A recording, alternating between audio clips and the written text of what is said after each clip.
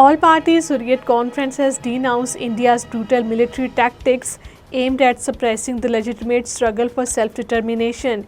APHC spokesman Advocate Abdul Rashid Minhas, in a statement following the Hurriyat meeting in Srinagar, asserted that India's repressive measures have failed to silence the Kashmiri people's demand for freedom.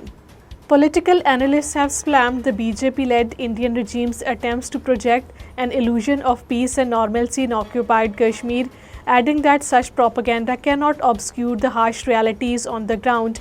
According to reports, New Delhi misleads the global community by promoting a narrative of stability, while the territory remains one of the most militarized regions in the world.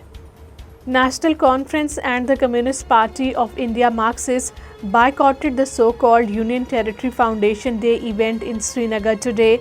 They called the 2019 revocation of the occupied Kashmir's special status unconstitutional and immoral.